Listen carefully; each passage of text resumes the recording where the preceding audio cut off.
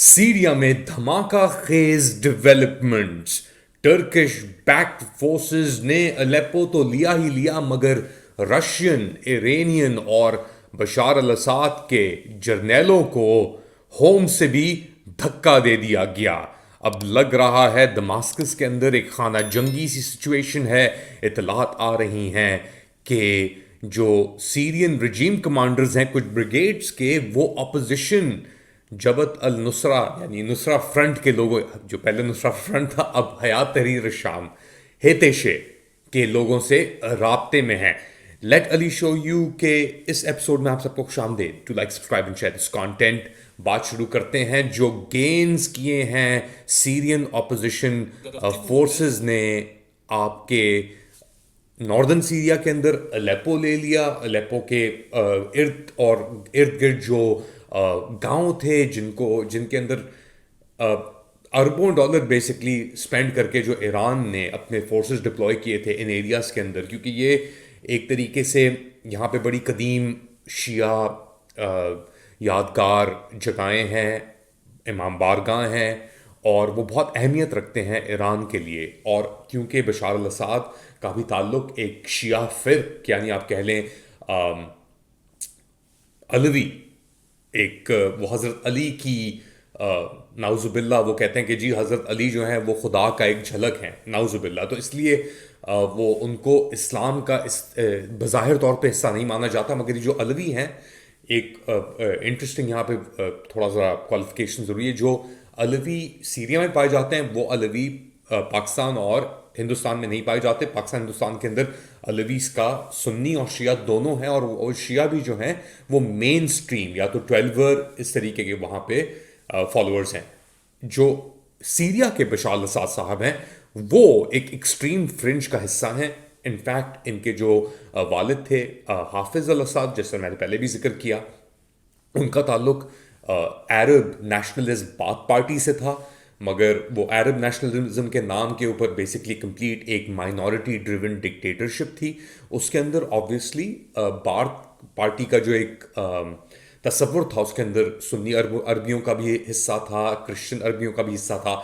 लेकिन at the end of it, और अब स्पेशली जो सीरिया है वो एक माफिया स्टेट, एक ड्रग फ्यूल्ड माफिया स्टेट है कि वो ड्रग्स स्मगल करवाते हैं, मैन्युफैक्चर करते हैं, और एक माफिया के ऊपर माफिया करके बशार अल असाद कोई 6 साल की खाना जंगी के बाद इस टोले के ऊपर मुसल्लत था, या उसको रखा गया था पुतिन साहब ने और ईरान ने।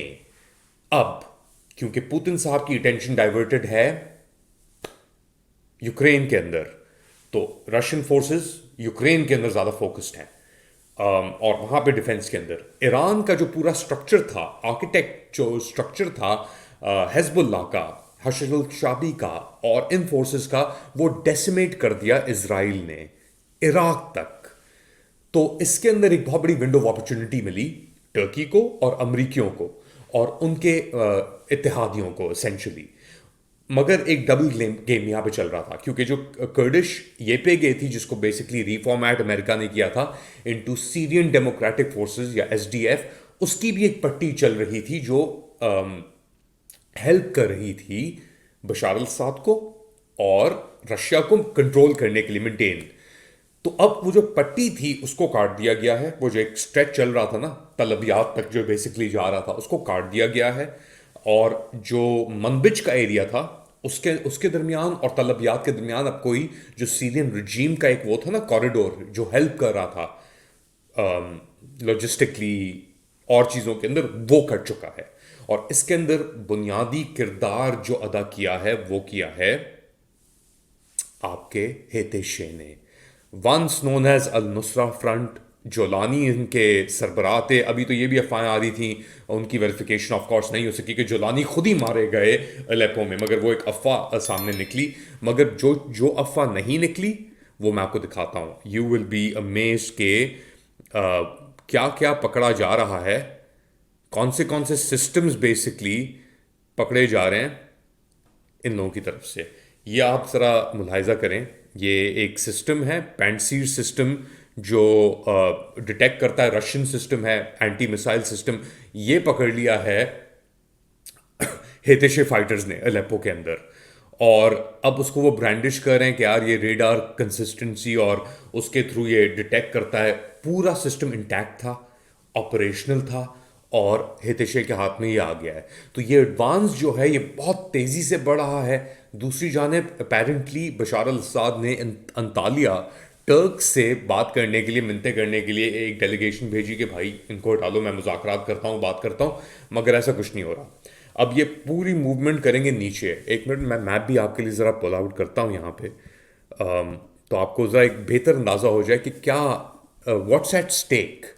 तो सीरिया का जो एक मैप अगर आप निकालें और उसको देखें अगर आप, और कि मैंने बहुत देखा है मैप को, तो आपको अंदाज़ा होगा कि, एक minute, let me open the map first fully for you guys, तो आपको भी पता लगे। सीरिया मैप, अच्छा जी, सीरिया का मैप, और हम करते हैं इमेजेस, और मैं आपको ज़रा ये स्क्रीन शेयर करके दिखाता हूँ ज़रा थोड़ा, तो आप देखेंगे many maps of Syria, but let's get a simple map of Syria, right? Yeah, either this or maybe this. All right, let's see. Let's see what's in this map of Syria. तो ये है Syria का map,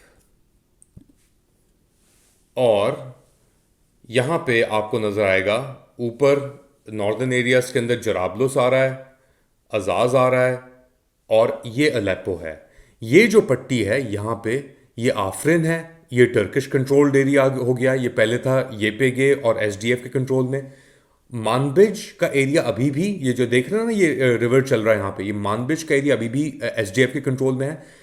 Idlib का जो province था वो हेतेशे के control में था, और ये पूरा एरिया कनेक्टेड था टर्की से, सप्लाई लाइंस भी आती थी।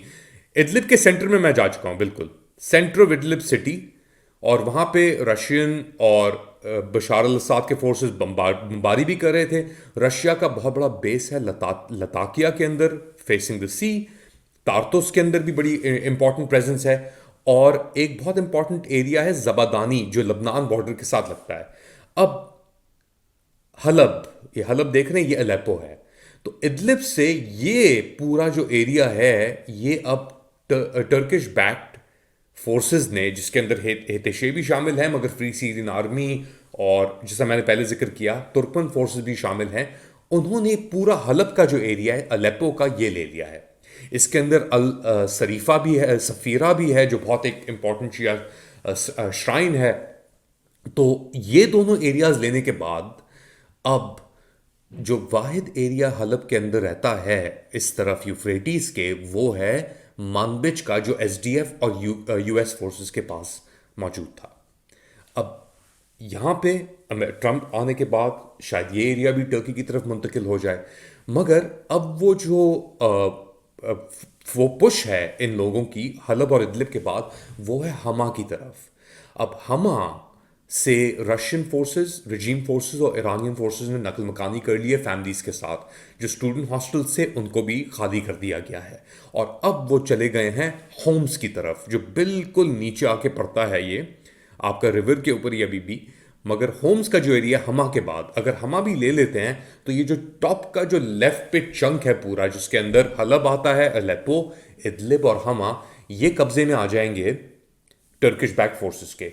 और अगर ये कब्जे में आ गए टर्किश बैक फोर्सेस के, तो ये डायरेक्टली इन्फ्लुएंस कर सकते हैं जो वाहिद सीरियन पोर्ट्स हैं, पोर्ट एक्सेस है, यानी मेडिट्रेनियन की, जिसके अंदर लताकिया और तारतुस हैं, उसको कट ऑफ कर सकते हैं बेसिकली। अगर ये हमा और उसके बेसिकली जो नीचे की पट्टी है उसे ले लें, तो एक बड़ी कॉम्प्रोमाइज सिचुएशन क्रिएट हो गई है दमास्कस के लिए, क्योंकि एक तरफ तो लेबनान के अंदर उसकी हिजबुल्लाह की जो इंफ्रास्ट्रक्चर था वो तबाह हो चुका है। अब ये आखिरी पट्टी नीचे रहती है दमास्कस, अल सवेदा और दरा की, और यहाँ पे ऑफ कोर्स ईस्टर्न गूता, ये सब एरियाज हैं, पॉपुलेशन सेंटर्स है ना। तो अगर आप देखें, एक बड़ा पॉपुलेशन सेंटर है ऊपर की तरफ, जहाँ पे लताकिया, तारतुस, इदलिब, बहुत वहाँ पे नकल मकानी हुई थी, हमा और अलेप्पो। ये पॉपुलेशन सेंटर उनके हाथ से अगर चला गया, तो ये नीचे वाला पॉपुलेशन सेंटर के ऊपर बहुत बड़ा प्रेशर आने वाला है। तो रजीम अब मंडराती नजर आ रही है बशार अल असद की, और इसके अंदर ऑफ कोर्स ट्रंप की आमद का बहुत बड़ा इन्फ्लुएंस होगा। ये मेरा फ़िलहाल तज्जिया है। आपको मैं ऑफ कोर्स इस चीज़ के ऊपर और अपडेट करता रहूँगा। अपना ख्याल रखिएगा। Do like subscribe and share this content comments section के अंदर, और ज़रूर कमेंट करते रहें, क्योंकि आपकी फीडबैक से ही मैं अपना कंटेंट बेहतर कर सकता हूँ आपके लिए। टेक केयर, अल्लाह हाफिज़।